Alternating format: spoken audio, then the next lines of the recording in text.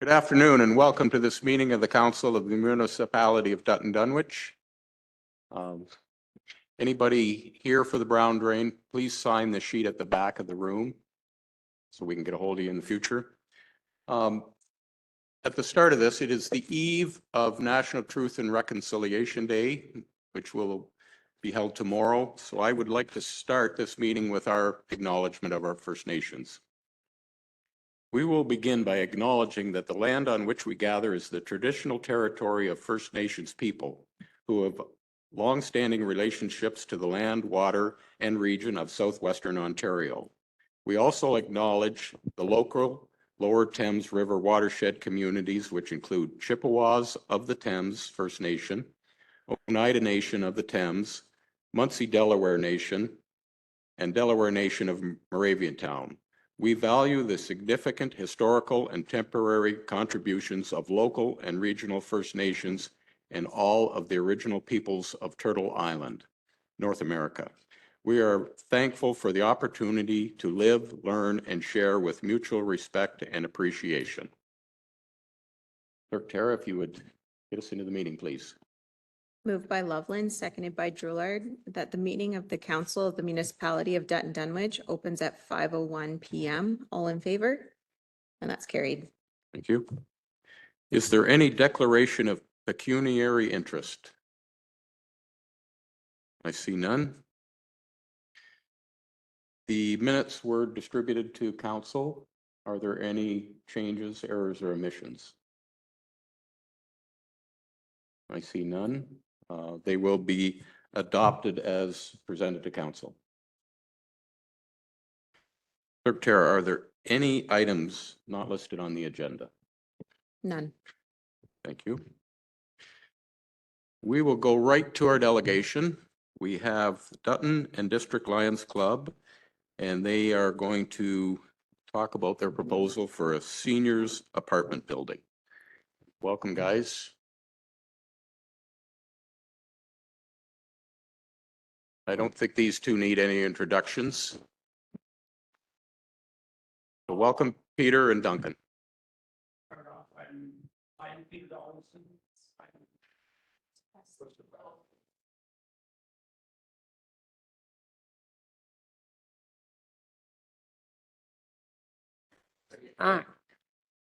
I'm Lion Peter Donaldson. I'm with the Dutton District Lions Club. I'm also the chair of the Dutton and District Non-for-Profit Housing, Inc. I'm going to give you a little bit of a history of what we already have.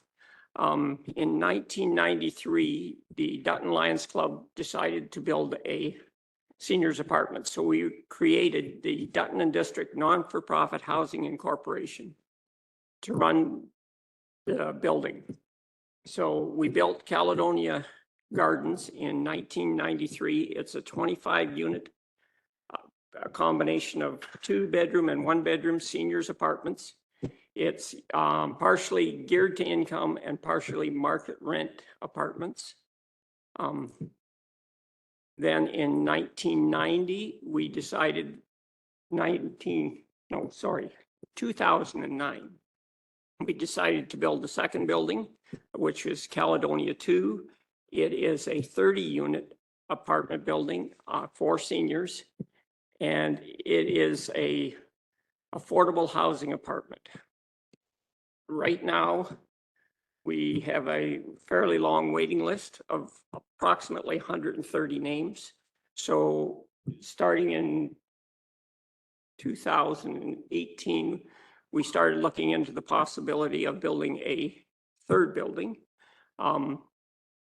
We kind of got sidetracked with COVID, so we're just starting to come back up on the speed on it. And so I'm going to turn it over to Duncan McCollum, who is the chair of our building committee. Thank you. Thanks, Peter. We're proposing to build a 33-unit, 3-story building to be west of the existing gardens between there and Valley Road, on some land that a nonprofit housing that does own.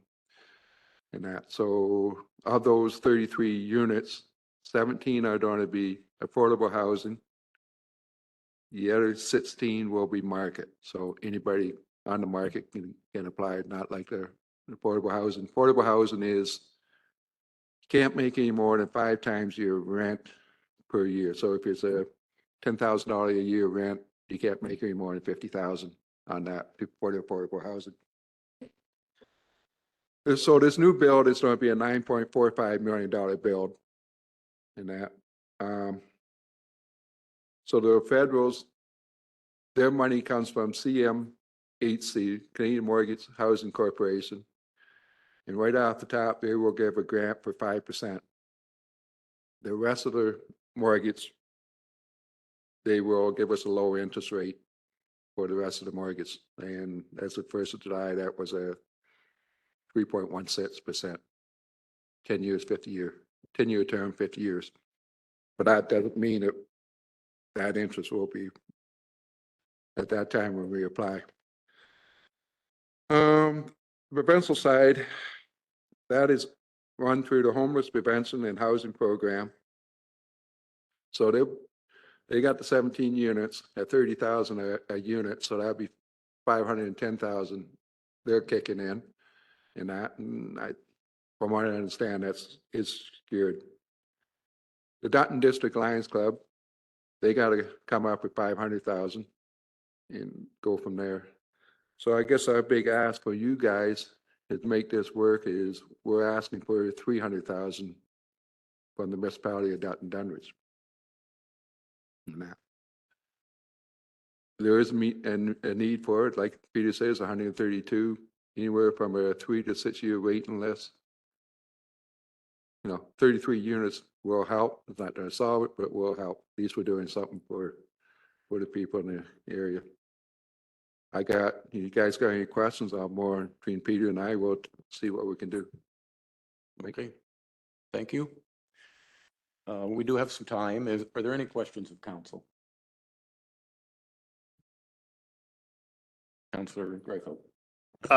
Maybe I missed this part, but so the split is 33 units, and then there's 17 units will be affordable housing, 16 at market rent. So how does that calculation come into your calculation, or is that calculated on the behalf of CMHC? How many can be market rent and how many can be affordable housing? That is set by the Canadian Mortgage Housing Corporation. We got to have, we believe, over 50%, right?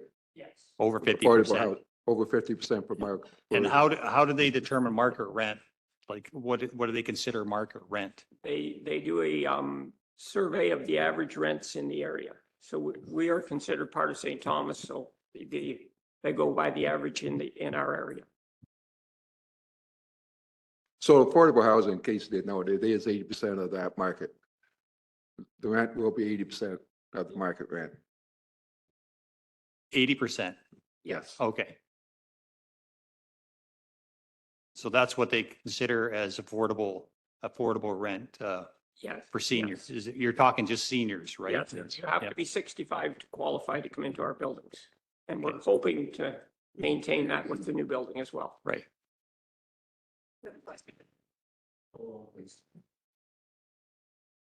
Is there anything else from council?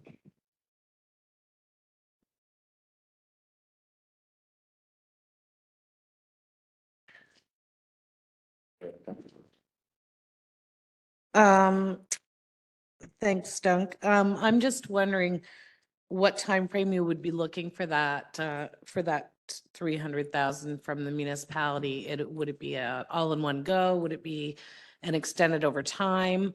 I'm just looking for, No, or are you looking for a commitment over time? theoretically, when we go for the housing, Canadian Mortgage Housing for the mortgage, we kind of need a commitment from you as municipality saying, yeah, we will get, 300,000. Why that's over 2 years. We're hoping to start building the summer of 24, piece in 25. They will, from what I understand, they'll say, we'll take half with 24 and half with 25. If that, as far as going out 10 years, they're not in favor of that. Okay, I appreciate that. Thank you. Anything further from Peter or Duncan? No, I don't think so. Council?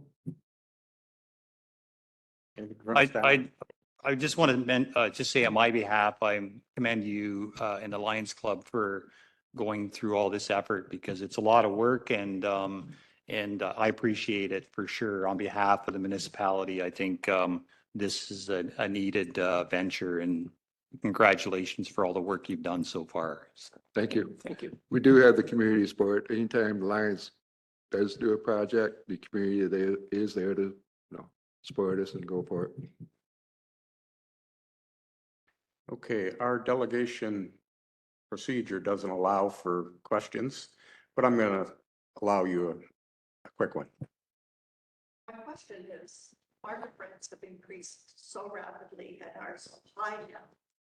How is this going to be affordable for seniors, people 65 and over, if the affordable rent is 80% of market rent? I just don't see the affordability factor there. Affordability is a tough question.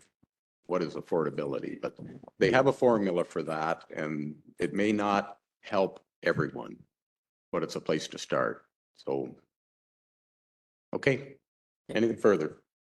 Councillor I just Brulart. wanted to give the Lions Club members an opportunity to clarify that the 17 units are the sliding scale rent that of affordability, and the 16 units are the 80% of market value. Is that correct? No. No. Want to handle that one, Dunk? The 17 is set at, let's say the mean market room rent for one bedroom apartment is $1,000. Affordable housing will take 80% of that. So instead of 1,000, affordable housing will pay $800 a month, where the market will pay full value at 1,000. Thanks. Yep. Okay, thank you, guys. Thank you for Okay. allowing us to come before and hope we can make this happen. Okay. Thank you very much.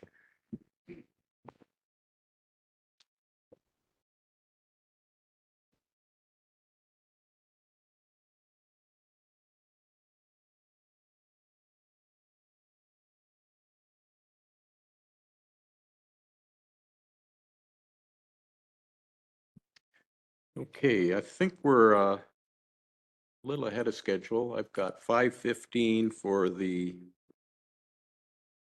drainage meeting, but I think we'll just get ready for that and we'll be right on time. So the first item will be to consider the report of the engineer, the Brown drain.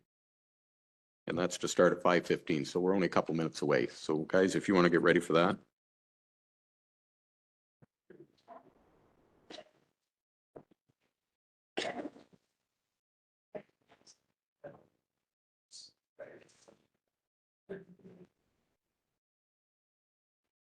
Do you want to do that first? Okay. Is that okay? Okay.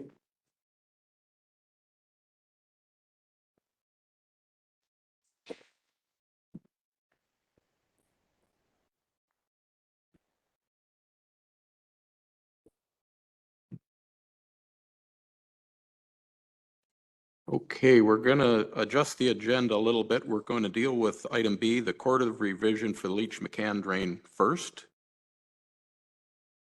And that's a start time of 5:15 as well.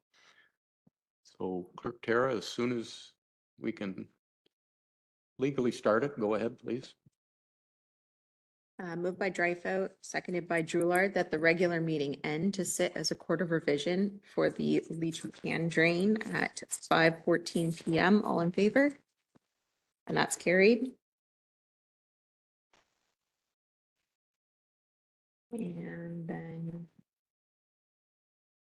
moved by Loveland, seconded by Drulard, that the meeting of the Court of Revision to hold a public meeting for the Leach McCann drain opens at 5:14 PM. All in favor? And that's carried. Okay, thank you. This is the Court of Revision as required by the Drainage Act to afford any person assessed in the Gilroy drain provisionally adopted by bylaw 2023-05 5-1 on August 16, 2023. To make an appeal with respect to their assessments on the grounds of land or road has been assessed too high or too low, land or road should have been assessed but was not, due consideration has not been given to the land's use. I would ask that all landowner and interested properties present that are assessed to this drain, please sign the attendance sheet that is at the back. So there is the Brown drain and this Leach McCann drain. The Leach McCann. Anybody here for that drain, please sign the sheet. Was everyone notified in an appropriate way that are required to be notified under the Drainage Act? Yes, on Wednesday, September 1st, 2023, all parties required to be notified under Section 46 of the Drainage Act were sent by regular mail or email a copy of the provisional bylaw with a notice of the sitting of this Court of Revision. This notice also informed all landowners of the Drainage Act requirement to notify the clerk in writing of an appeal to the Court of Revision 10 days before the first sitting of the Court of Revision. Thank you. Did the clerk receive any appeals in writing 10 days prior to this sitting of the Court of Revision from any assessed landowners? No. Thank you. Anything?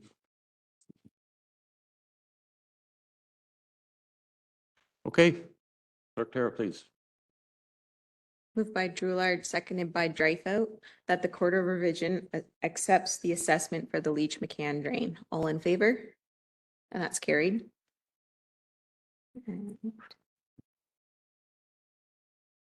Moved by Dreyfus, seconded by Loveland, that the meeting of the Court of Revision for the Leach McCann drain closes at 5:16 p.m. All in favor? And that's carried. Moved by Drulard, seconded by Loveland, that the regular meeting of council reconvenes at 5:16 p.m. All in favor? And that's carried. Thank you. We will now move to item A, which is to consider the report of the engineer on the Brown drain. Clerk Tara, please.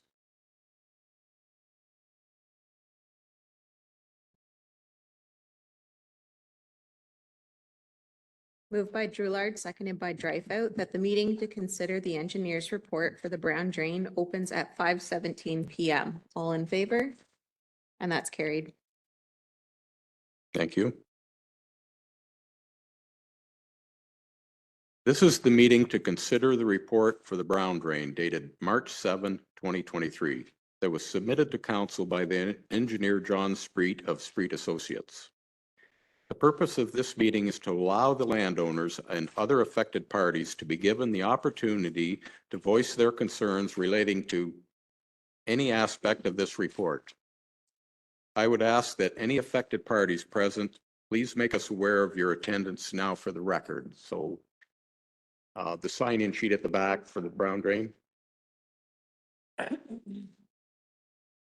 Matters dealing specifically with assessments, including where any land or road has been assessed too high or too low, any land or road that should have been assessed but has not been, or the land use was not duly considered, will be dealt with by the Court of Revision at a date to be determined after the passing of the provisional bylaw.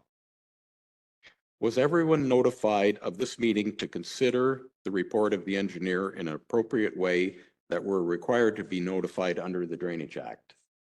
Yes, on September 7th, 2023, all landowners and affected parties required to be notified under Section 42 of the Drainage Act were sent by regular mail notice of the date and time and location of this meeting. The notice included a copy of the report of the engineer for the Brown drain dated March 7th, 2023. Also included with the notice for this meeting was a letter that provided links to copies of the report, plan, and profile, and a notice of an information open house that was held at the Dutton Community Center, September 20th, between 5 and 7 p.m. This open house was to answer questions with regards to this project with affected landowners. There were approximately 100 people that attended this meeting. Thank you. I would ask that the engineer, John Spreet, to present his report. Thank you, Your Worship. So tonight's meeting is the consideration of the brown drain. It just deals with the construction aspects of the reports, not the costs. To give you some history, the brown drain, we're talking in this particular report, we're talking the brown drain from the many drain, which is located west of Curry Road, all the way through the lands south of Dutton, sort of southwest of Dutton, through the village of Dutton, and then all the way to the northeasterly side of Dutton, about another 1,800 meters east of Dutton. So that's an existing open ditch that was last cleaned out in 1976. So there was a report that was undertaken then in which they cleaned the whole drain out, starting at the mini drain all the way up through, all the way to the approximate limit where we're stopping today. There was another report done in 1980 in which that enclosed a portion of the drain through the village. So that was done as a separate report. And then there was a subsequent report done in 1987 where they enclosed a portion of the drain south of the former railway lands in the area of Luton Street and Wesley Street. So a portion of that drain was closed. So what we're proposing to do, because it's been 1976, since then, when most of the drain's been cleaned out, there's been some requests from the drainage in the upper watershed that the water isn't getting away fast enough. We're proposing to do a clean out on this drain, starting at its outlet drain, the mini drain, and running all the way up through the lands, all the way clean out on either sides of the enclosure through town, and then clean out on the sort of the northeast side of town, so the top ends of the drain. A couple people on the downstream side have asked for farm culverts. There's a new farm culvert on the northeast property too, so they've replaced those under the report. That is essentially the scope of the work, Your Worship. Okay, thank you. Does council have any questions of the engineer? I see none. One question. Oh, go ahead and count. How does it affect the railroad? Are we going through the railroad property? Is that the? There is a culvert under the railway property. That is shown on the profile on page 2. And it really, looking at the railway, there's a little bit of cleanout that needs to be done. You can see that there's a mound sort of before it and partially through it. So it does need to be cleaned out. So there will be a clean out under the former railway culvert.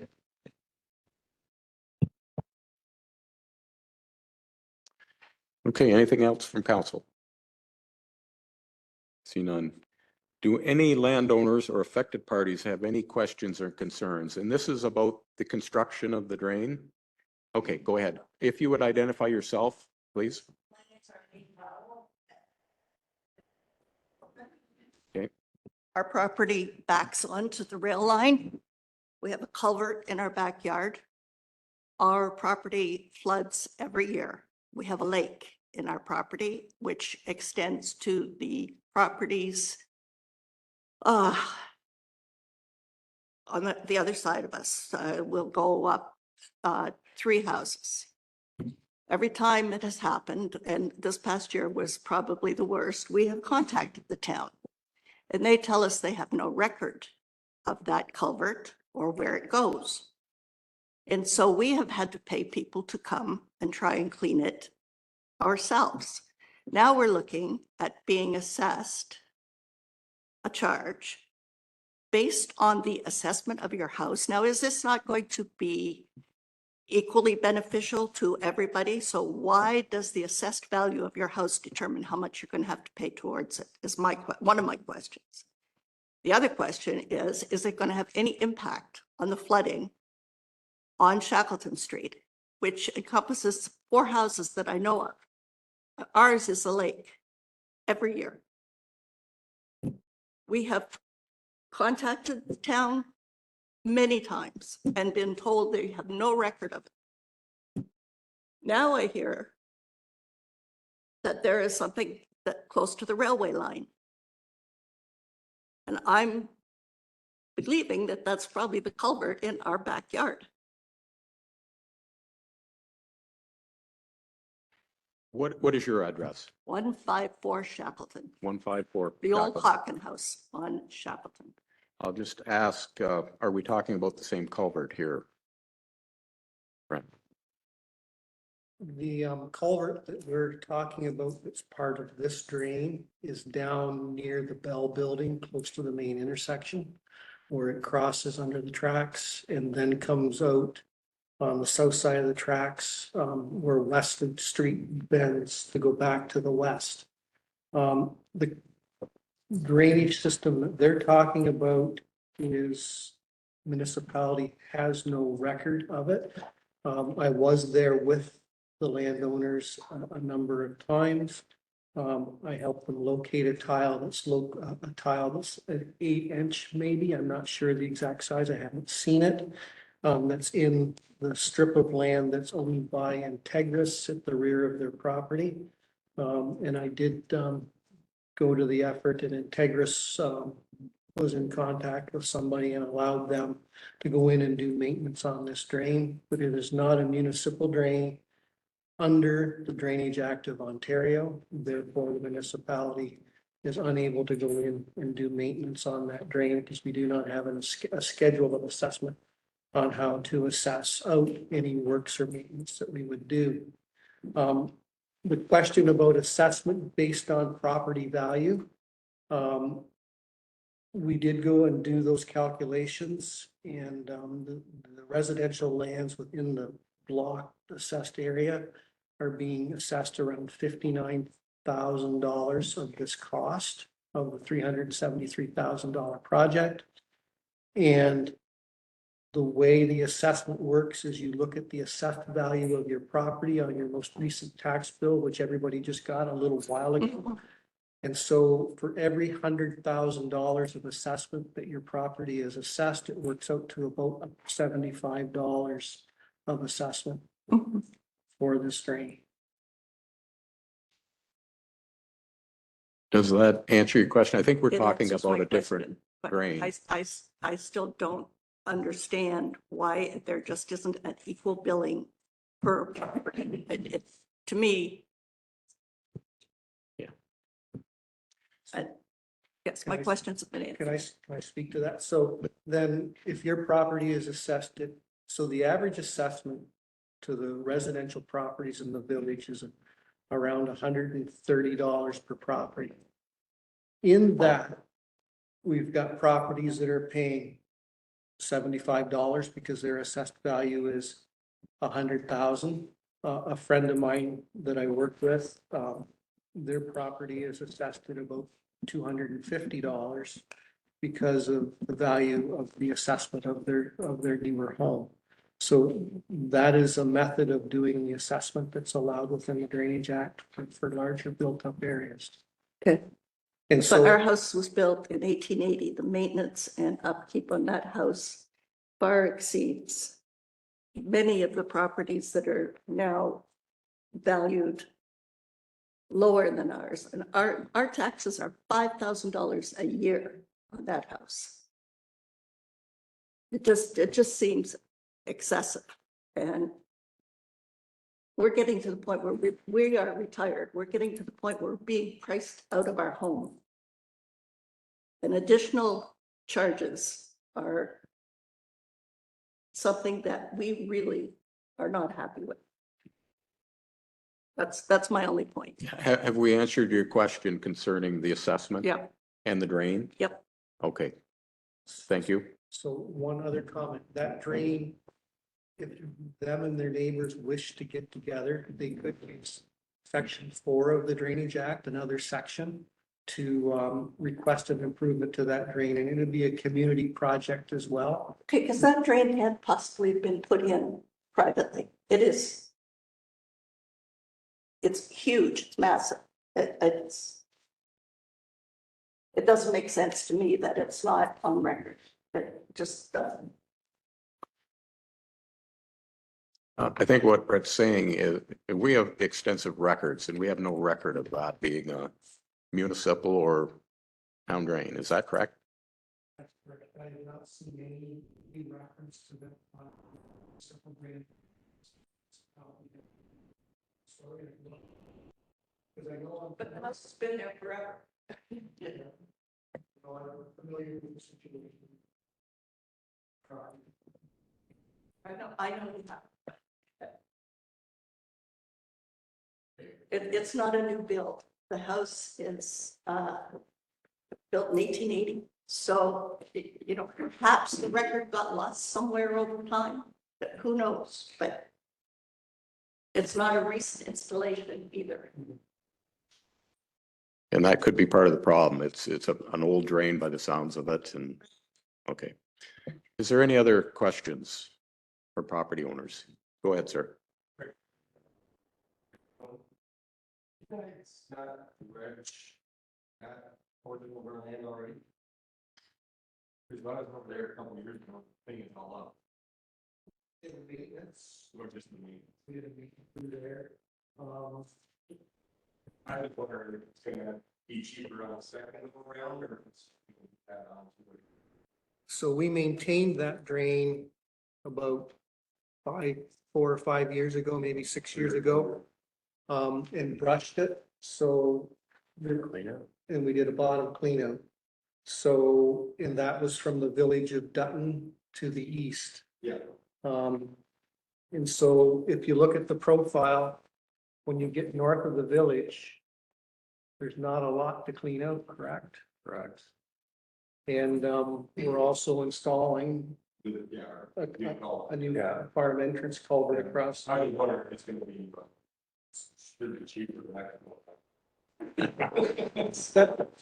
Because you've been there once. More. There is, you know, I know what I'm talking about. no, there is, through your property there, if you go further along in your property, there's less to clean out. On the one side, there is more to clean out. And when you put the culvert in and replace the culvert, Yeah. you have to set it at a proper grade, so there's a little bit of work. So, Oh, I understand. yeah. And you should develop once or now we'll go back. Well, I think one of the problems was that when the old schedule wasn't really fair to build the whole thing out either. So, you know, because the old report was done 76, and there's been lots of changes since then. So if they're to assess costs out for a whole clean out, then people wouldn't be assessed fairly.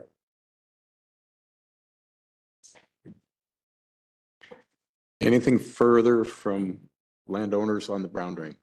Go ahead, Dave. How far to the east and all of your goals? Through your worship, we're going to the edge of your, sorry, the easterly edge of your property that you, no, there was no, we spoke to them, they didn't request anything. Not very far from that line. So you are. Correct, yeah, well, there's, you can see on the profile where the water level is probably, I don't have a scale, but probably half a meter deep, somewhere in there, yeah.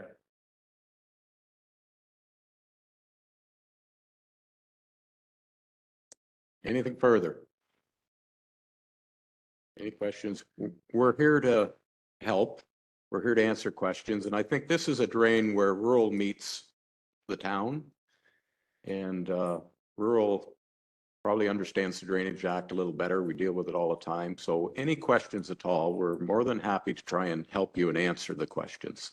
Will this improve our situation or will it remain exactly the same?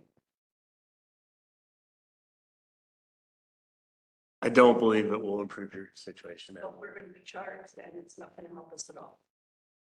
No, because under the Drainage Act, your water eventually makes it there. The only way to improve your situation, as Brent said, is to, if there's no paperwork, even if there is paperwork from, you know, So probably it's why are we being assessed a charge when it's not?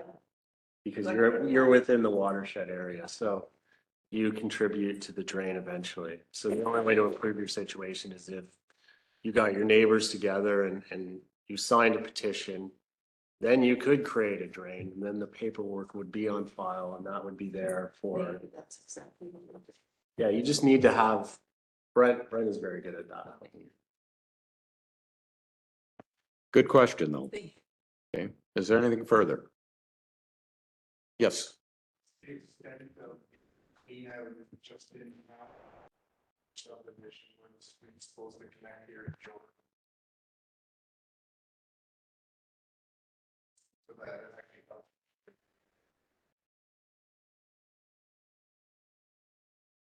Well, at the beginning, they're taking a, for the first stretch of 400 meters, there's material that comes out. It goes anywhere from like 0.28 of a meter to 0.4 of a meter.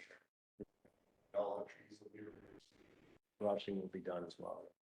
It's just full of willows now. Yeah. Is there any way to upsize that pipe where it begins? In town? Not in a reasonably cost-effective manner.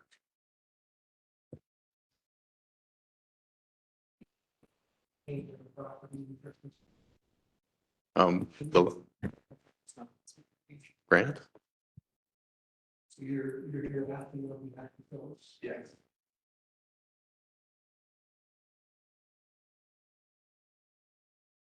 Anything further? And please, if you have a question, we'll do our best to answer it. One more, Grant. Can any of the filling on the drain be altered in any way by water infiltration tests? The rate on the charge is based on cleared farmland or residential. Bill's Meal situation, it's been grassland since Christ was a cowboy. So if there was a way to prove that our grass infiltrates water faster than cleared farmland, which concept dictates it will, then the rate of runoff should be less. Go ahead, John. Well, so just an overproof of assessments, roads, residential areas, areas that are developed, they are assessed at a higher level than farmlands. That property itself is still assessed like any of their farmland because this schedule is here for, we're creating this schedule. This schedule will be here for a lot of years. Somebody may come along and decide to do some improvements or tile that land or grow that land, and then the rates wouldn't be correct. So all the farmland other than what has, dense brush or bush, are assessed at the same rate, but they are assessed lower than roads and residential areas, built up areas. Okay. If we're done with the brown drain. Clerk Tara, please.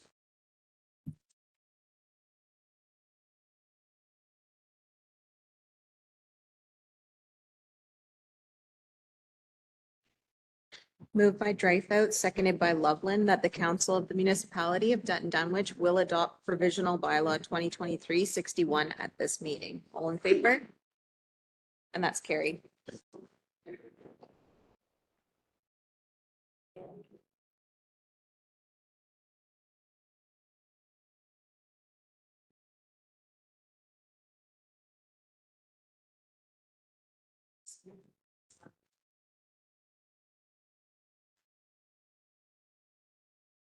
Just wait for a second here.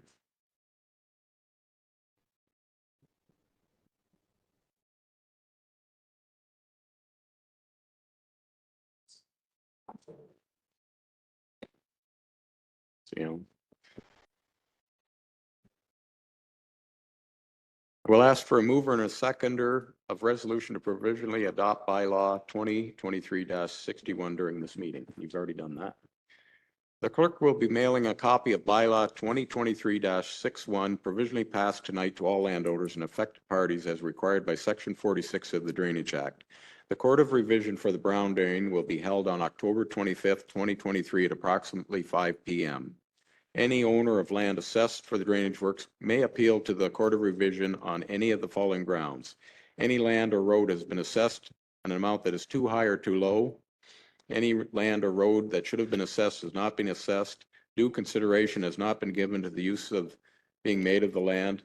By written notice setting out the grounds of the appeal at least 10 days before the first sitting of the Court of Revision, to the Chief Administrative Officer Clerk of the Municipality of Dutton Dunwich. And further, under Section 48 of the Drainage Act, any owner of land or any public utility affected by a drainage works may appeal to the tribunal on other aspects of this drainage works, and in every case, a notice of appeal shall be served within 40 days of the mailing of the provisional bylaw with the clerk of the municipality of Dutton Dunwich. A fact sheet titled Drainage Act Appeals, the forms required to file an appeal with regards to this drain are available on the UMAFRA website and upon request at the municipal office.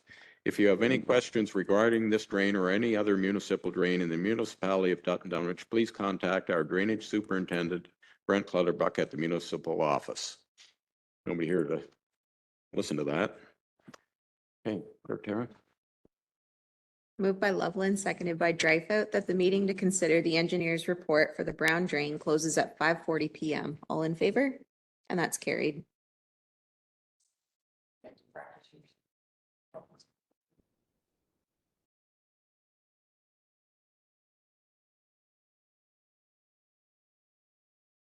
Okay. Let's move on to item C under drainage, a request for drain improvement on the Beatty Drain and McLeod. Yes, that's a drain back on Duff Line, west of Coin. That's a very old drain that, we're doing repairs in, quite a few repairs every year. And, the landowners have decided they wish to have it improved to today's standards. Part of what we're repairing is an old award drain. It was made a branch of it, so it's probably, parts of it are over 100 years old. Okay. Any questions? No. Go ahead, Clerk Tara. Moved by Loveland, seconded by Dreyfus, that the council of the municipality of Dutton Dunwich decides to proceed with the Beatty Drain improvement request under Section 78 of the Drainage Act received from Ryan and Melanie McLeod, and instructs the clerk to notify Lower Thames Valley Conservation Authority as required under Section 78(2) of the Drainage Act, and that an engineer be appointed under the appropriate section of the Drainage Act after the 30-day time period from the notice of council's decision was sent to the Lower Thames Valley Conservation Authority and OMAFRA has passed. All in favor? And that's carried. Okay, thank you. Item D is the tender results for the Allen McCollum Drain, the MTO portion of the work. You want to speak to that, Brent? Yes, we were very happy with the results that we received. I think it was 86% of the engineer's estimate, 100 and in the mid 190s, when the estimate was 230. I've also, this afternoon, I was on the phone with the Ministry of Transportation, and we should have all the permits we require from them to do the work by late next week or first of the following week. So everything will be in place. This contractor didn't want to start. He suggested he was going to start on the 23rd of October. So we should have everything in order to do that work and have it done before the end of October. A short time frames because of asphalt, and being able to place asphalt and the temperatures being such that it can be done. So Great news. Anything from council? Okay, Clerk Tara, please. Moved by Dreyfus, seconded by Drulard, that the council of the municipality of Dutton Dunwich receives the report of the drainage superintendent titled Tender Results, Allen McCollum Drain and Gordon Little Drain, MTO portion of work dated September 28th, 2023 for information, and that council awards Titan Group Construction for the construction of the Allen McCollum and Gordon Little Drain, MTO portion in the amount of $198,704.04 plus HST. And that council instructs the mayor and clerk to sign the contract and forward a copy to the contractor. All in favor? And that's carried.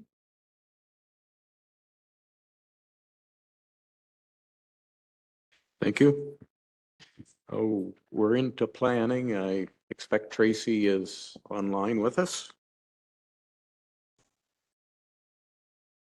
So Clerk Tara, if you could get us into that Moved by Drillard, seconded by Loveland, that the public meeting for zoning bylaw amendment application ZBA 8-23 filed by Grant and Ariana McMillan for property located at 12714 Curry Road opens at 5:44 PM. All in favor? And that's carried. Thank you.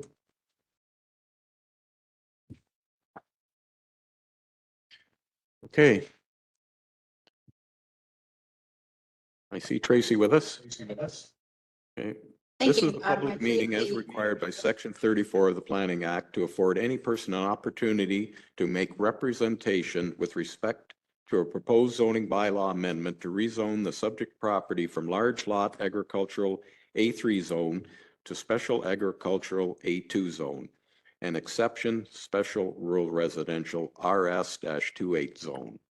The subject property is locally known as 12714 Curry Road in the municipality of Dutton Dunwich.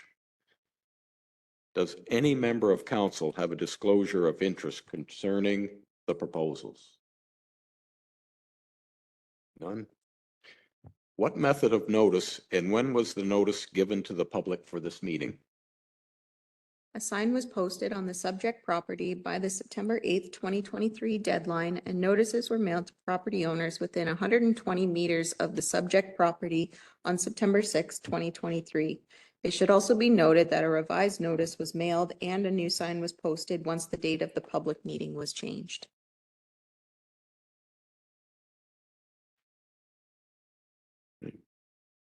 I would now introduce our planner, Tracy. For Thank your you very report, much. please. Thanks through you, Mr. Mayor, to members of council. So this is a zoning bylaw amendment application submitted as a condition of severance of E3623 from the County of Elgin, which was approved with conditions and no appeals were received. So just to highlight the key changes, the condition is to change the severed parcel from the current R3 zone to a site-specific zone to an RS28. And the 28 would allow for a decrease in the minimum lot frontage. And then the retain piece would be changed from A3 to A2, and that would prohibit any new residential dwelling units on that property. And the administration recommends that the application be approved. So happy to answer any questions at the appropriate time. Thank you. Have you received any comments from staff, Clerk Tara? Yes, and they're summarized in the planner's report. Okay. Did you receive any written submissions on this application? Yes, and they're summarized in the planner's report. Before I open the floor to questions from the public, please be advised that if any person from the public wishes to receive further information on the action of council regarding the passing of a bylaw on the proposed amendment, please ensure that they leave their name, address, and postal code with the clerk prior to leaving the meeting. Yes, sir. I don't have much. Any questions from the public? I see none. Anything from council? Nope. Okay. If there are no further questions, please be advised that any person wishing further information on the actions of council regarding the passing of a bylaw on the proposed amendment should leave their name, address, and postal code with the clerk prior to leaving the meeting. If you're not the applicant, you should request a copy of the decision since it may be appealed to the Ontario Land Tribunal by the applicant or another member of the public. The last day to appeal is October 19, 2023.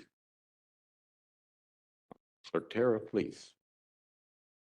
Moved by Loveland, seconded by Dreyfus, that the council of the municipality of Dutton Dunwich receives the report of the planner titled Application for Zoning Bylaw Amendment ZBA 8-23 12714 Curry Road, municipality of Dutton Dunwich. Dan McKillop on behalf of Grant and Ariana McMillan dated September 28th, 2023 for information, and that council of the municipality of Dutton Dunwich approves zoning bylaw amendment ZBA 8-23 for property located at 12714 Curry Road from large lot agricultural A3 zone to special agricultural A2 zone and exception special rural residential RS-28 zone in accordance with the site-specific bylaw 2023-60. All in favor? And that's carried. Thank you. Thank you very much. Public- Okay, thanks, Dan. This public meeting is now concluded. Clerk Tara, please. Moved by Dreyfus, seconded by Drulard, that the public meeting for zoning bylaw amendment application ZBA 8-23 filed by Grant and Ariana McMillan for property located at 12714 Curry Road closes at 5:50 PM. All in favor? And that's carried. Thank you.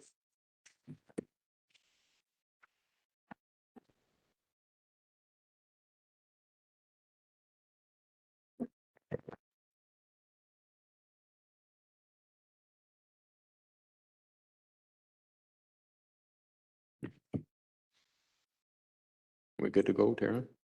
Okay. All right, let's deal with some correspondence. 8A, the town of Grimsby establishing a guaranteed livable income. This council. I'll comment, Mayor Hens. Not sure if we should support their motion or their position here, but I think it should be noted that, in light of the cost of rent increases for so many people that have special needs, that $733 a month is unacceptable. And I think the province needs to look at the bigger picture here in light of the fact that, municipalities like Grimsby and Niagara Falls and Toronto and London have huge homeless issues, and we're finding these people on the streets. We're pretty fortunate that we don't have that problem in Dutton Dunwich, but we could have these problems very quickly. In fact, we have one on Main Street right now that will be displaced real shortly. And I know they're an ODSP recipient. So these are concerns of mine. I think it's something we should not shuffle off. I think we should verbally respond to these situations because it's a massive problem. Thank you for those comments. There was a bit of discussion with staff on this issue, where to go with this thing. So Clerk Tara has a resolution. I think we'll listen to the resolution and take it from there on how to deal with this specific item. Clerk Tara, please. Moved by Drulard, seconded by Loveland, whereas the municipality of Dutton Dunwich includes in its budget policy that employees receive at least 75% of the CPI. Now therefore, correspondence item 8A from the town of Grimsby be received and filed. All in favor?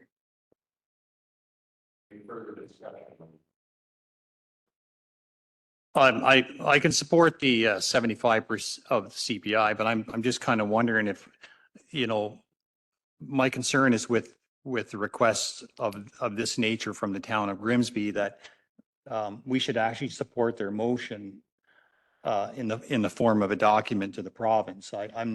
Maybe Tracy could speak to that, but I mean, this is part of the problem with, and I'm not trying to make a mountain out of a molehill here.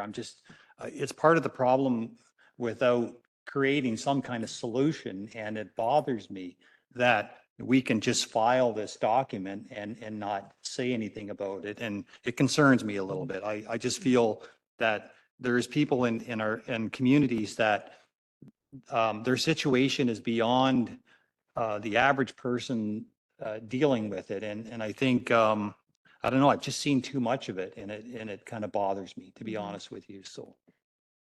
3 years or so. I think maybe we maybe do need to break their letter down into sections, because their letter was saying that they were going to do a task force to make sure their employees were getting a livable wage. Well, you guys have already been proactive in that area, and you do make sure that we are, close to CPI or as much as we can, do. But I absolutely agree that the province needs to step up with this problem.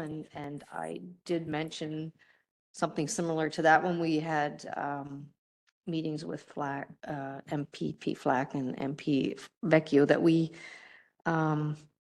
we're bringing in immigrants, which is great. I'm not opposed to that, but we have a workforce out there, or we have people that need help that maybe could be part of our workforce that we're maybe not paying enough attention to, or they don't have the ability to get help and get to work. So I'm not exactly sure what you want to say in the resolution, or maybe we can come up with our own letter to the province that of what we kind of would like to say, piggybacking on this letter. I'm not sure where you want to go with that, so.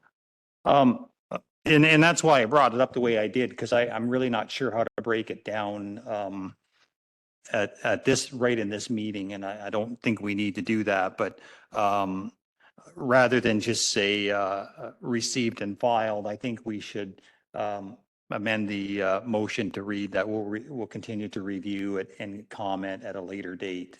I would be in favor of that. And of course, we're not Grimsby. We don't have the problems of Grimsby, but I think we can take a position here, and just make a statement at least of support. And I think that's all I'm looking for, is just a statement of support that we're in agreement with this problem. So.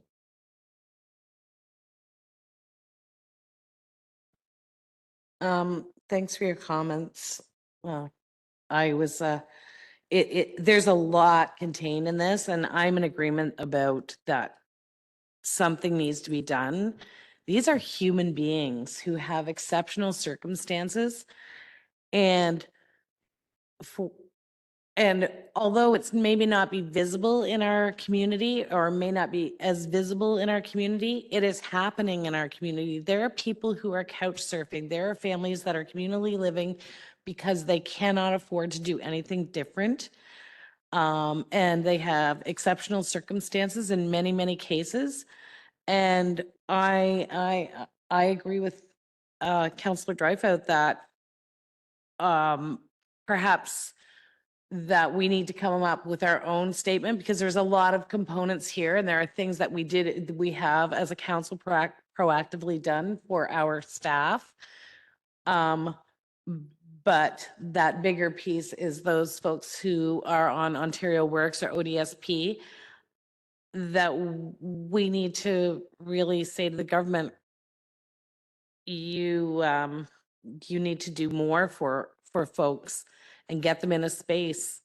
At one time, I worked with this group, this clientele, and many want to work, and barriers are put, who are OW recipients, and there are barriers put in place that just that they can't work. Like if you have 2 children and you want to go to work for minimum wage, you go to work and you no longer can get medication for your children if they get sick, or and I think it needs to be a better system. And if we can come up with something that we say, like, this is what we really would like to see, something in this direction. We may not need necessarily to comment on this specific, but come up with our own, I think is a good idea. I think it's proactive. And I think the government needs to hear from the rural communities that we are starting to see some of the effects of these shortcomings. I'll just make one more comment, just in response to Councillor Drouillard. So when we're looking at the housing situation with the Lions Club, and we've heard tonight that their market rent is going to be X number of dollars, and the rent geared to income is going to be 80% of that value. So market rent today for a 2-bedroom apartment is $1,800. So that means that we're looking at somewhere in the neighborhood of $1,300 to $1,400 rent for rent geared to income. So if you have an ODSP senior at even 1,375, that means every single dollar of theirs is going to housing. And so a Lions Club facility wouldn't even work in this situation. So we have a serious problem, and we all know that there's a housing problem and a housing crisis. And this is not going away for a lot of people. And so the vulnerability is still there. So I think just a general comment and being proactive is, I think, the best approach. So. And just one more piece, because I did work in that sector.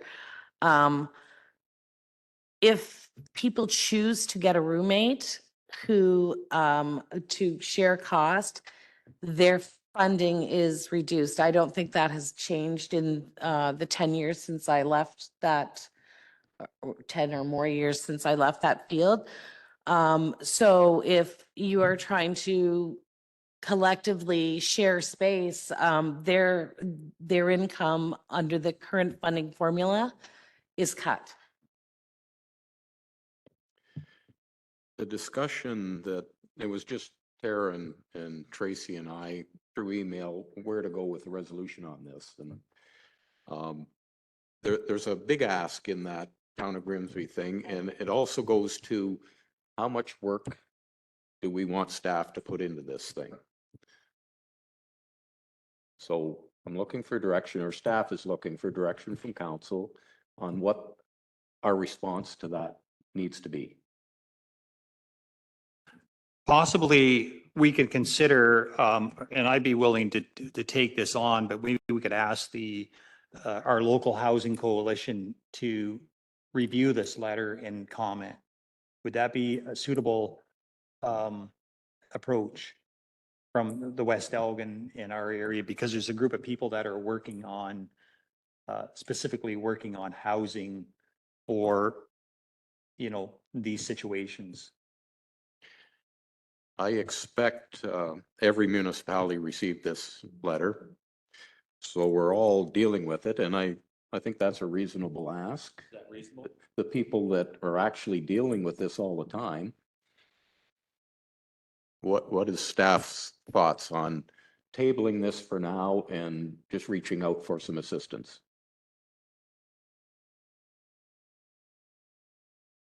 Yeah, I think tabling it until we have from who the experts are and can compose something. I just think that I agree with Councillor Dreyfus that we do need to make some sort of comment for the government, for the provincial government to, that they need to really look at this and look that these are human beings, that are their family members that live in communities. They're human beings. Through your worship, Go could ahead. we accept this resolution and then council gives us direction to move on and then come up with our own letter that we could send all municipalities and the upper levels? Would that be easier, Tara, or would it be better to change your resolution? And that's up to council how they would like to either direct us or amend the resolution. I think there are components that could just easily be pulled out at a later time. Like there's some good components.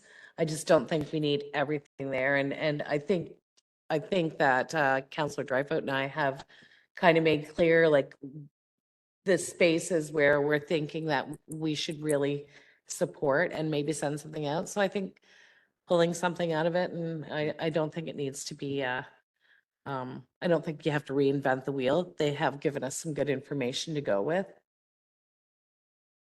Can we just table that? And I would resolution, accept it, yeah. Tara? And I've heard of two volunteers, Councillor Drulard and Councillor Dreyfus, to do a little more digging into this thing and come up with some suggestions to staff, and they'll bring it back to the next meeting. Is that fair? Yeah, We should, and if we're not able to have one for the next meeting, we'll have one by the end of October. There is no deadline on responding to Grimsby. Okay, can we do that, Clerk Tara? We don't need to do anything with that resolution at this time? Okay. Can I get somebody to move that? Okay, and a seconder. There you have it. It's tabled.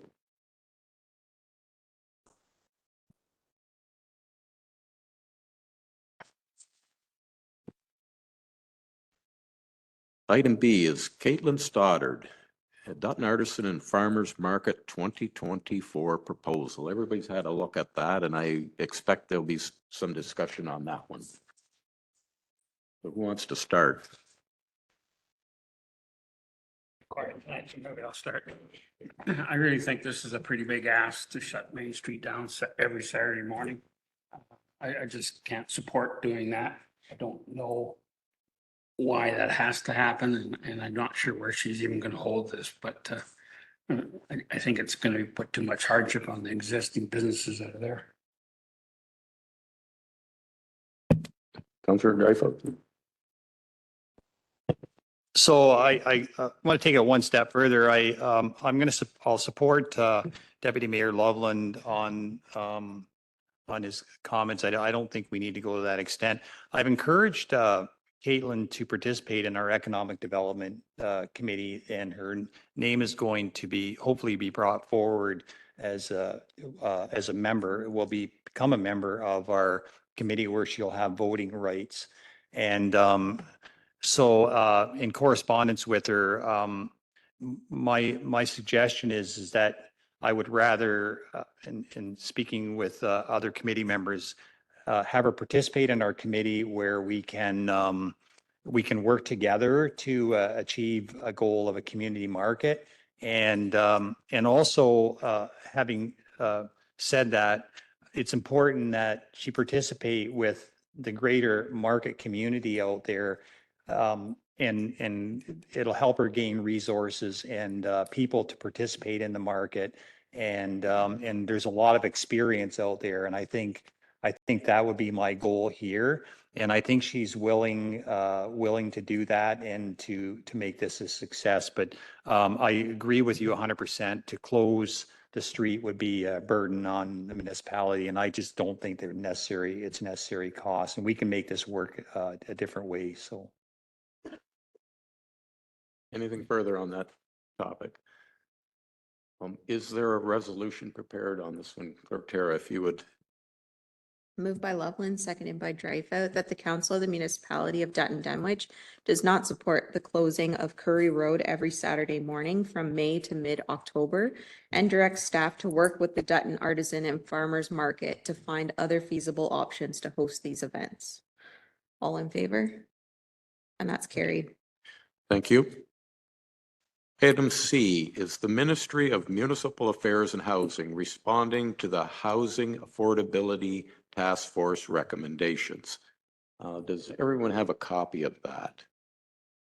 Now, we're not going to go through the 74 items or however many are here tonight, but there is a deadline on this thing, and they're looking for a response by October 16.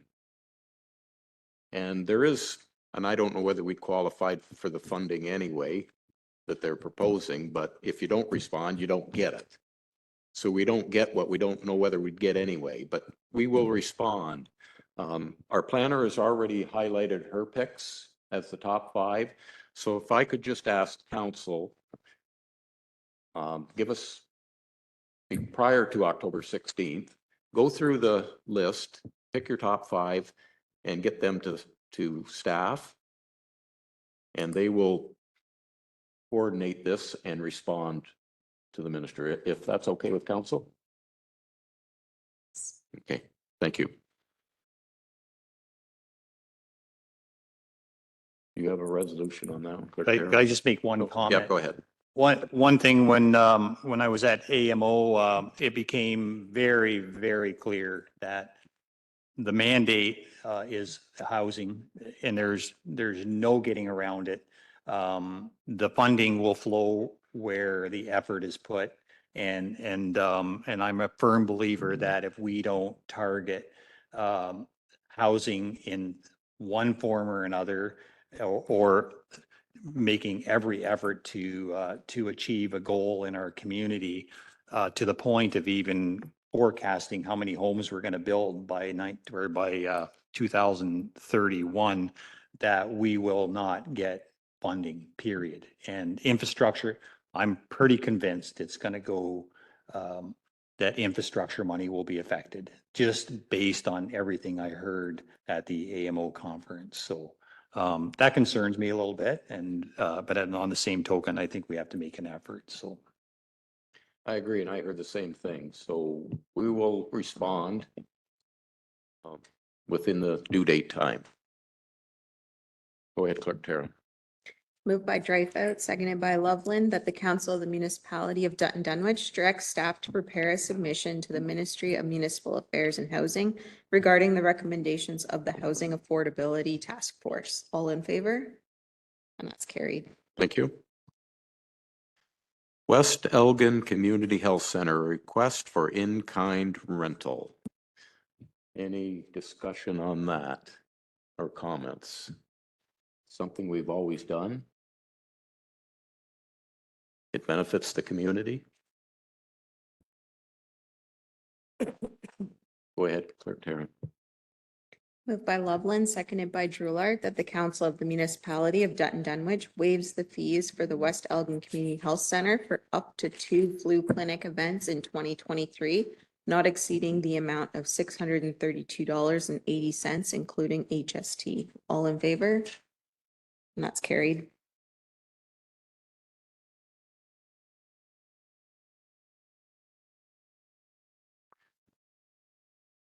Is there we got a typo on the agenda? Okay.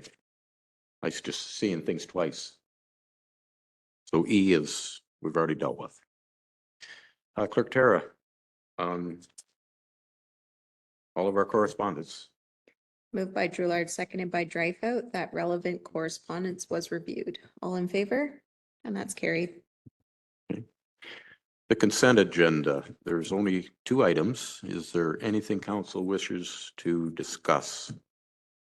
Neither one. No. Go ahead, Clerk Tara. Moved by Dreyfus, seconded by Loveland, that the items on the consent agenda be approved. All in favor?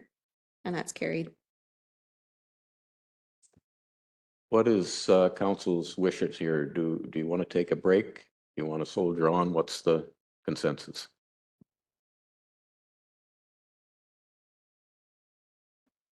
You okay for a bit?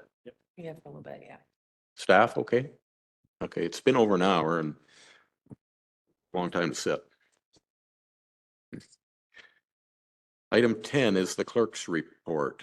Clerk Tara just got kicked down the road a bit, but you have one prepared. So do you wish to speak to it? So it's just the final version of the procedural bylaw. I did have it checked over by our integrity commissioner just for an extra set of eyes. It's up to you guys whether you want to pass it tonight. Everybody's had a look at it. Anything missed? We're good with it? Clerk Tara, please.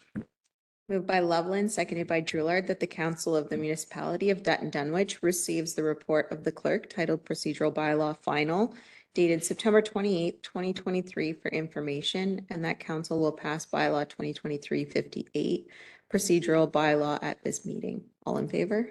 And that's carried. Okay. Item 11, our CAO Treasurer's Report.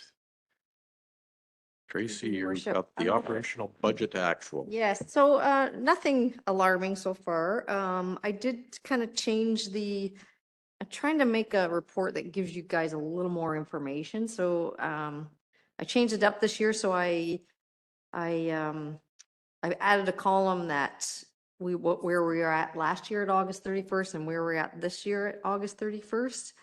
Not sure if that's something that you guys, if it helps you or if it's of any interest.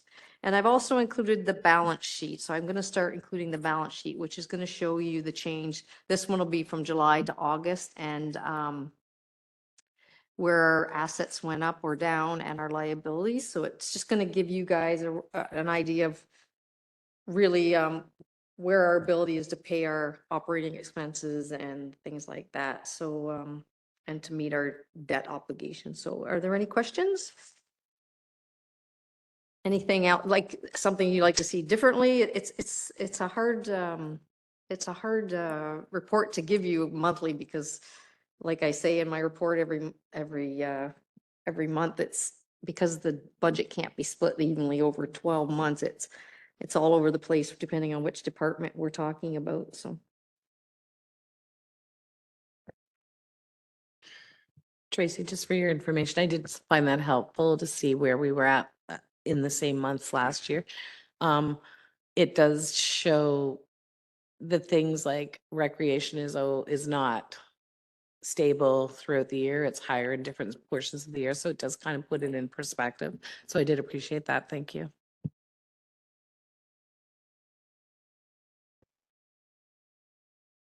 Anything further from council on the treasurer's report? Just a comment.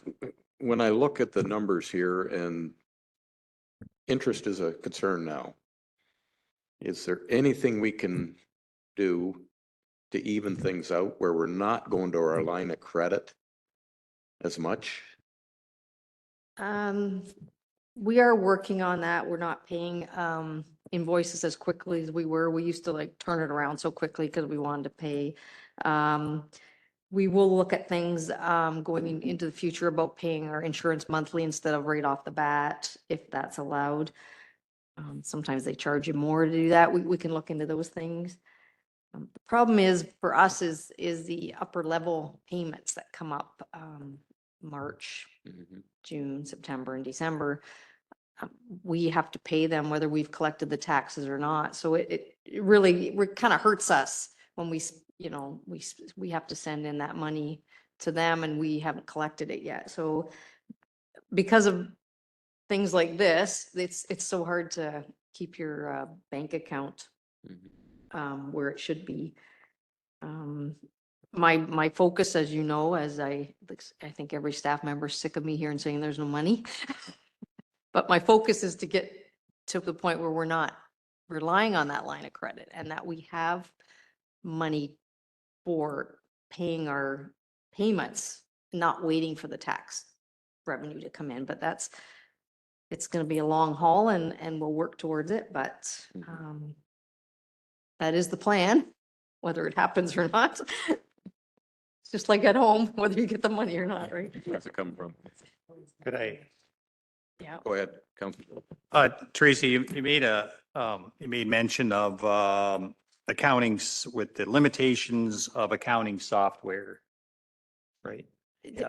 So I guess my question is what, because I know how important good software is and what it can do for you. So what's our limitations? Well, And I think it's like, I mean, I'm a great lover of Great Plains, which is a municipal software system, but even it has its limitations. You can only tell a budget to split monthly, right? So I don't know what you'd have to spend to get a software system that would split parks in 8 months and road cleaning in 3 months and that kind of thing. So when I say limitations is I can only give you the month budget, like what our budget should be in September or August and what we spent. Well,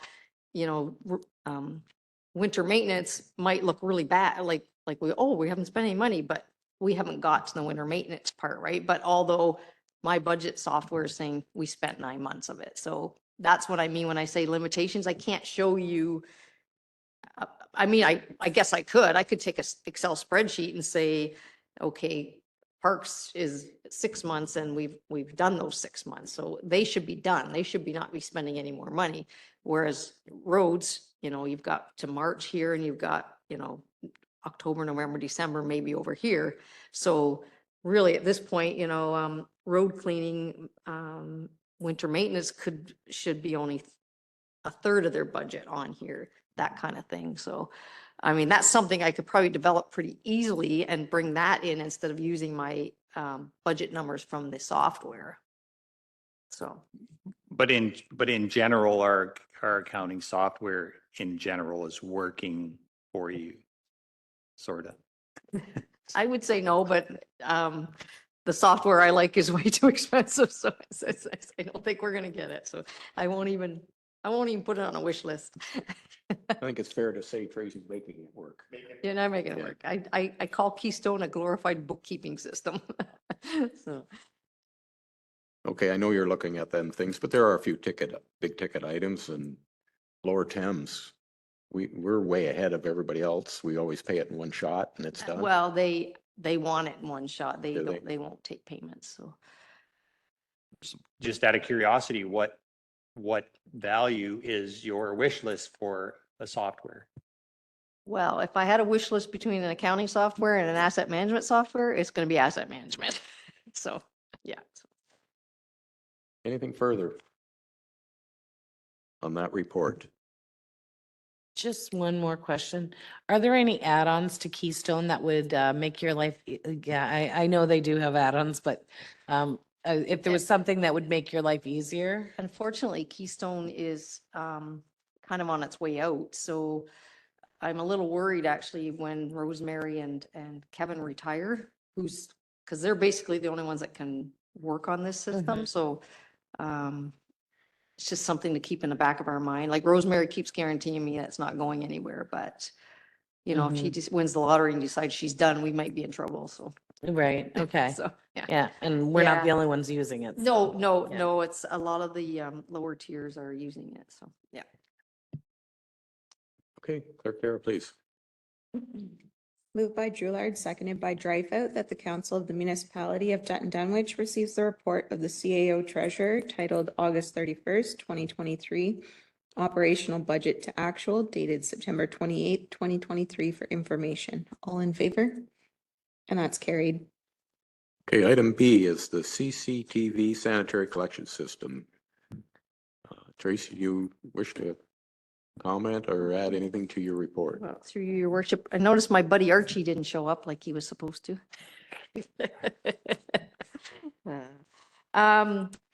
Well, this all came about because, well, I come in the morning after that rainfall and with all the flooding and everything, I put my CEO hat on and said, okay, people, we got to fix something here. So Archie and I have been talking with Dylan a lot.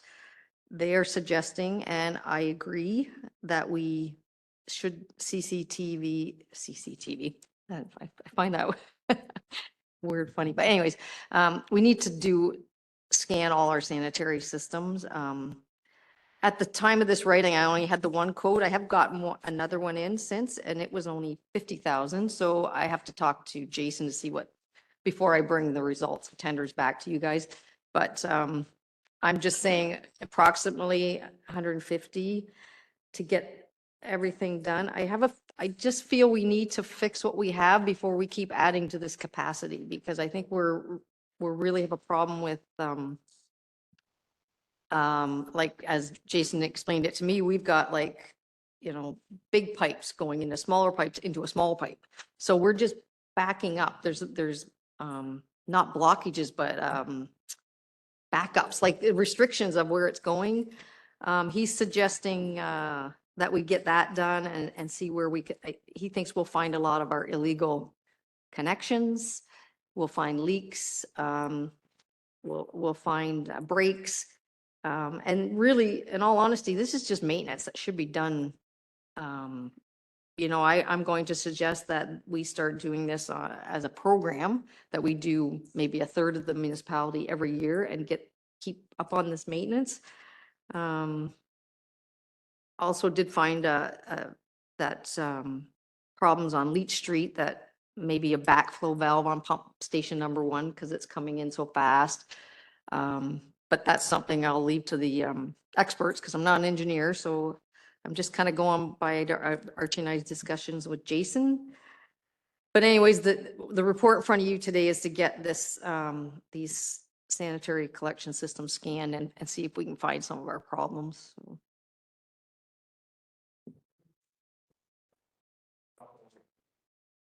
Sure, there's comments on this one. Yeah, I think Jason should maybe go back to Dylan's office and check some of the files they have there, because I think they did our system back when we put the pumping station out at across from the police station. They had a look at our system. They actually recommended rerouting some of the lines. At that time, the pumping station by the fire hall now goes down towards the middle road instead of coming up behind the office here. So I think he's maybe got some study work already done, if he should have a look at it. So, But he's suggesting we, try and find leaks, breakages as the first step, because he says there really is, then we go on to the next, like, he doesn't want us to spend money like rebuilding pump station number 1 or something, if we can get around it. get some of that done. But obviously council's decision on what we do, but that's kind of what his first steps were. Let's get the system scanned and see where we've got some problems. So, but I mean, I can talk to Jason too about those, if he's got all that information, because that might help him once we're done with this, like, now what do we do, right? So. I believe there was some camera work done not so long ago. You could check with Archie on that, and I believe it was around the fire hall and down Curry Road, as I recall, but my memory's not the best. So I think we've done this a little bit. Or you could check with Archie on that. Yeah, I just, like, I'm not really familiar with a lot of this, but I can see the principle behind it. And I think it's like, personally, I think it's kind of important that we look at every possibility, but I feel like we have a problem on Leach Street. I don't really know for sure. But I'm also hearing that, that maybe our outflow at the Bennett drain isn't helping with taking all the water out as well. Now, that's just comments, right? And I don't know if that's, I'm just speaking on behalf of some of the ratepayers that are bringing that to my attention. Right. And so I, as doing my own due diligence and trying to figure it out myself. And, and then, tonight we discussed the Brown drain, and then we're adding capacity through potential new homes down the road. So, there's always concern with, can we keep it up, right? And that's, so those are concerns of mine. But so, rather than getting into names of people and problems that are constantly put before me as a counselor, I'm thinking, what is our due diligence here? What should we be doing to make sure that everything is working properly and that people are doing things legally? I mean, I think that's a big thing as well, right? And where is the water going? And is the outflow of water from adding the new subdivision sufficient, like at the, at your primary outlets? So those are things that, I'm concerned about. And I mean, the flooding that we had that one night is, I mean, how often does that happen? But we've had basements flood more than once with a few inches of rain. So those are things that I think that I get concerned about, right? So through your worship, there's 2 different issues here. Like, there's stormwater. How are we going to get rid of the stormwater through the drains? This issue is drains, like, not being able to take the sanitary away, because we have very old infrastructure. There's probably breaks, leaks, illegal connections, which we all know we really need to find. And that's what these will find. These will find, now I know Ryan was scanning the drain out here the other day, flushing it, and somebody had broken a drain. They gone through with, we don't know what utility it was. So this is the stuff we're looking for, that we don't know what's underground, right? And that's why when you get those rainfalls, it's just going into our sanitary system and we can't keep up. The problem with that Jason and Arch and I found with Leach Street is, the problem with Leach Street is the force main is down so low that by the time it gets high enough for pump station to number one to come on, those basements are flooded already. So this is where he's saying maybe a check valve or something needs to be put in to stop that backflow into. But like I say, I'm not an engineer. This is what I'm hearing from Archie and Jason. So I think we need to find, I think that's the biggest thing, is we need to find where the stormwater is getting into our sanitary. Because we can't say we have capacity at the wastewater treatment plant or don't have capacity if we can't get it there, for one thing. And second, if we can't tell you what our capacity of the wastewater treatment plant is, half of that stormwater that shouldn't even be there. Well, that's my point. So maybe we right? don't, I'm not saying we don't, but maybe we can hold off, expanding the wastewater treatment plant if we could fix what we have. If So- we don't know if there's problems. That's all I'm saying is, so. So the flooding that occurred, what you're saying is it was in the basements was sanitary. Some of it. It would be, according, when Jason asked for the as-built from Leach Street, he said that that's why you would be getting sanitary. But I'm not saying there wasn't storm in it as well, like I'm saying, but he's looking at that and it's like, by the time this pump is coming on, like these basements are already on having water, so.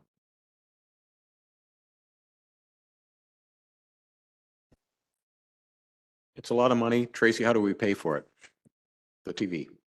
Well, it'd have to come from the wastewater reserve, and I'd have to get all the quotes and bring them back to you guys with quotes. This is just a kind of a, like, do you want me to come back with quotes and see if we want to do it? This is my explanation of why we should do it, and I think it needs to be done before, like, I don't want to wait for 2024 capital to be approved. I want to get it done. Dylan is suggesting that the best time to do it is in the spring when it's wetter. He said, but I think he thinks we have such a problem here that we need to do it now. So, yeah, it would definitely come from the wastewater reserve. So. There's no doubt that stormwater is getting into our sanitary system. I mean, every time it rains, Archie's numbers go up. What other explanation is there? So it's To me, either leak- that's obvious, right? Yeah. Yeah, it's leaks, it's illegal connections, it's all of the above. Now, go ahead. Just one more question. I'm sorry. Can we break this test up in different areas so that we can, is it a cost thing or if it's cost prohibitive? Because we don't have a problem all through the. We could, you guys could decide, because you know the history here, what area you think we should start with, where you think maybe we do have problems. I'm suggesting maybe all the older parts of town, because that's where you might have breakage leaks. We call them illegal connections, but back in the day, they might have been fine, like, so we just need to find that stuff. But we had one on Lila Street and they're pretty sure it was sewage. So that's a new subdivision.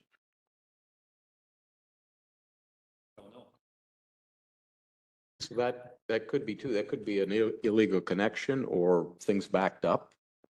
And they were the first house to get hit, could be a problem elsewhere in town. And we know we're not, we're going to expand the wastewater treatment plant, but we can't even get the stuff to them when that happens.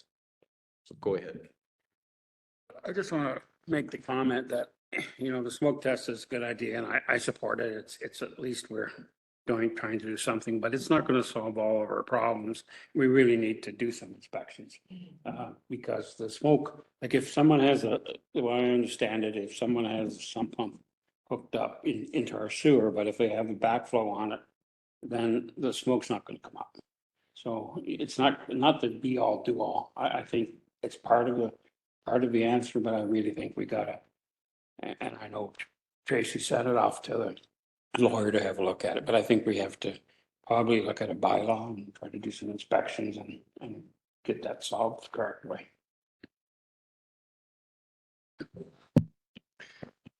I agree. And I said, let's go into people's house, but we got to be careful on that. So the reason for the bylaw. But I think the issue before us right now is, are we going to spend the money on a TV?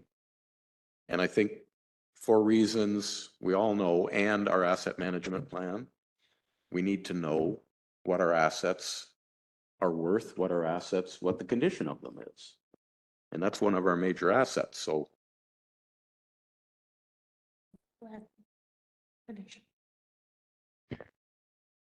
that's all I had to say on that. So anyway, we have a decision to make here, and it's Tracy, I would be very supportive. We need to do something, and this is not new. If you brought us back some numbers so that we could get you on the way to solving some of these issues. It's not new. So, and we clearly we've all said, we know that stormwater is getting into our waste system.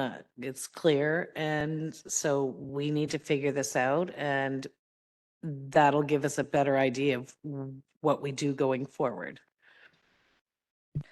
I really am a firm believer that we have to take care of what we got before we keep adding on to this. I'm just, I said to Archie, I'm a little concerned about when we start getting some of that development down there and how you can't guesstimate on commercial capacity, right? So I said jokingly to Archie, I said, how are you going to handle that? And he goes, I think it's time to retire. So.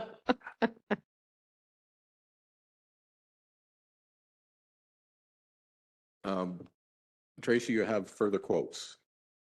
So I think a council would like to see what the bottom line here is and bring it back to us, everything you've got, and then we have a decision to make. Is that fair? Yeah. Okay, I think the concept, there's agreement, we have to do something. Would you like Dylan to come to speak next time when I bring the quotes? Would that be helpful, or do you want me just to bring the quotes and go from there? I've been in a meeting with Jason, very knowledgeable. If he would, I think that would be valuable. Whether everyone's met Jason from there, but Jason's one of the managers there. I also worked with him in Park Hill with the wastewater treatment plant, and he's more the wastewater, the actual that side, as opposed to getting the EA and everything that Brom is doing for us. So, yeah. okay, there's a resolution for that, Tara. You may have to amend it, but go ahead. Moved by Dreyfus, seconded by Loveland, that the council of the municipality of Dutton Dunwich receives the report of the CAO treasurer titled CCTV Sanitary Collection System dated September 28, 2023 for information, and that council directs staff to bring back a quotation report for CCTV of the sanitary collection system. All in favor? That's carried. Okay, thank you. And the last item for Tracy is our capital project 2023-09. Go ahead, Tracy. This is just kind of an FYI to keep council in the loop of what we're doing. So when we approved the capital budget, we approved 75,000 OSIF funding to tar and chip Moore Street. It came in at like just under 15,000. So the contractor is going to be in the area, so he gave us a bid to do a couple other streets since he's going to be right there in Iona. At the time of writing, he said it was going to be roughly 28 to do Prince, Knights, and Crane, but it's only going to be around 20. So we're still going to come in under budget. We haven't changed the funding source or anything. It's still a road component, but I just want to let you guys know that we're going to get a few other streets done in that budget amount. So. Yeah. That is good news because they're down there patching all the time, and that costs. So, any questions from council on that one? No. Something came in under budget. I'm amazed. When Murray told me it was only 15, I'm like, where'd you come with the 75? I said, it's just like, I don't know. Anyways, I wasn't gonna complain. Clerk Chair, go ahead. Moved by Loveland, seconded by Drulard, that the council of the municipality of Dutton Dunwich receives the report of the CAO treasurer titled 2023 capital project number 2023-09 dated September 28th, 2023 for information. All in favor? And that's carried.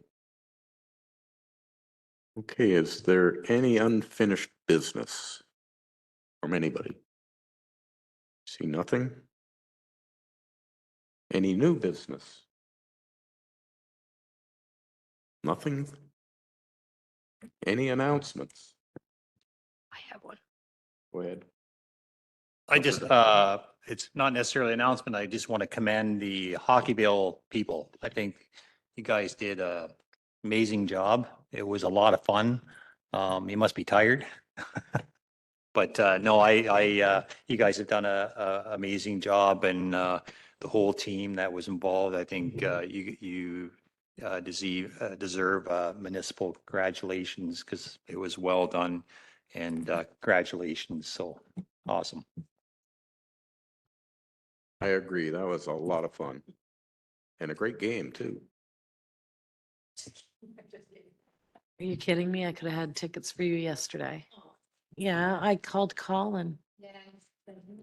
I was laughing. They were talking about it on the radio when they were, I was telling Dan that the two announcers on the radio were quite disappointed that, and I kind of agree with them now that they said it, that, Matthews and Marner didn't come, and they said, it's down the corridor of where you play hockey.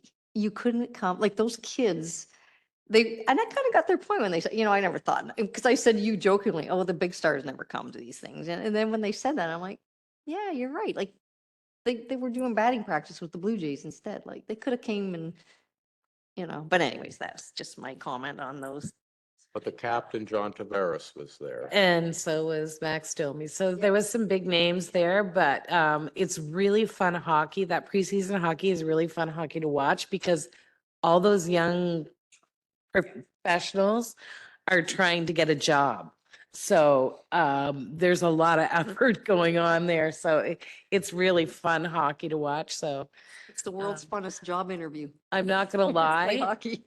I did a lot of fighting back tears throughout the day yesterday. And the highlight of my day was holy Mackinac. Yeah, I got to meet and have a photo with him. So yeah. It was quite a thrilling day. And because the major stars weren't all there, we got to see Easton Cowan, a Mount Bridges boy, played extra ice time. They used him even on the D at some time and on the power play. And that's a boy that I hope's back in London because I'm going to watch him all Yes. winter long. Yeah. Anyway, great event. Mount Bridges. Great for the community. Mount Bridges seems to pump out a lot of NHL players. Is anything else? How about a break prior to closed?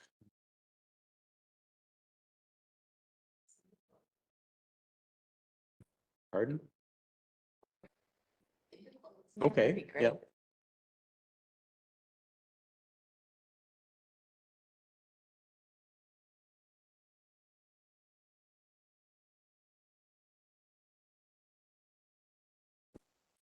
Moved by Drulard, seconded by Dreyfus, that the council of the municipality of Dutton Dunwich now moves into a session of the meeting that shall be closed to the public at 6:43 PM in accordance with section 2392 of the Municipal Act, SO 2001, chapter 25, for discussion of the following matters: labor relations or employee negotiations, section 2392D of the Municipal Act, medical center; labor relations or employee negotiations, section 2392D of the Municipal Act, cemetery; and a proposed or pending acquisition or disposition of land by the municipality, section 2392C of the Municipal Act, Dymock line. All in favor? And that's carried.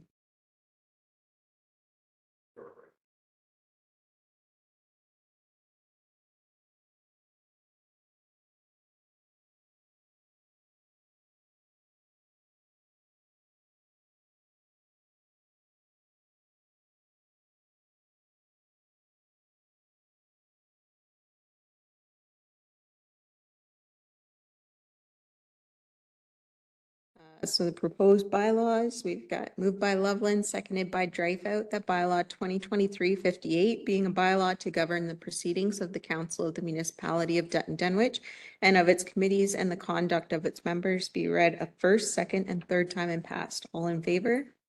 And that's carried.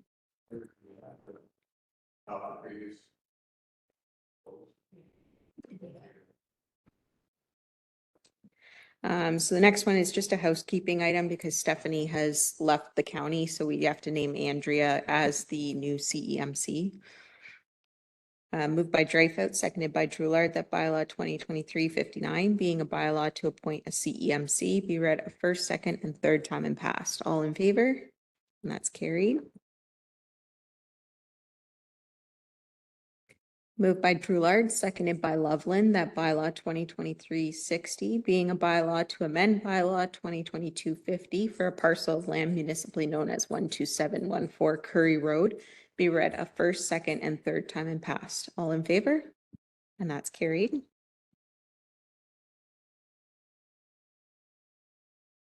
Moved by Loveland, seconded by Dreyfus, that bylaw 2023-61 being a bylaw to borrow on the credit of the corporation in the amount of $373,500 for the improvement of the Brown Drain be read a first and second time and provisionally adopted, and that the Court of Revision be held on October 25th, 2023 at approximately 5 p.m. All in favor? And that's carried. Moved by Dreyfus, seconded by Droulard, that bylaw 2023-62 being a bylaw to confirm the proceedings of the municipal council of the municipality of Dutton Dunwich be read a first, second, and third time and passed. All in favor? And that's carried.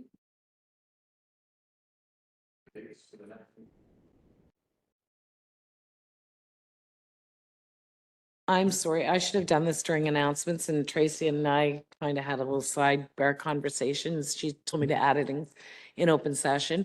And Ken had told us a little bit about this. So when I spoke to Kraft Heinz, the representatives there last night, they made a generous donation of 19,000 pounds of food to our local food banks, and they are also providing storage space containers for that food for our local communities. And I think it's important that we acknowledge that one more generous contribution to our community families from Kraft Heinz.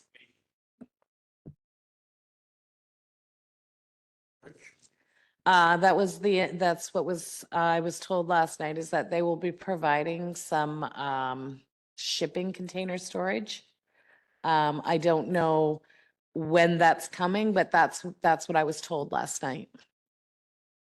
Okay, I received a call from Lynn McCann about a week ago in a bit of a panic looking for a place to put all of this stuff. It was like 9 pallets or something. So I had Dan and Gerald running around looking for space, and we could have offloaded it temporarily. My understanding is also some of it cannot freeze. But anyway, Lynn called me and Louis Arvai offered his heated shop at Rodney for all of this stuff. So I'm not sure what's actually happening. Well, and I'm just reporting what I was told by the representative from Kraft Heinz. Perhaps that's what he was speaking about, but he said shipping containers. So I'm just reporting what was reported to me. Sorry. I'm sure Lynn will be advised what's going on. Okay, our meetings are there, and one other comment, we'll see everybody at the fair. Moved by Droulard, seconded by Loveland, that the meeting of the council of the municipality of Dutton Dunwich closes at 7:34 p.m. All in favor? And that's carried.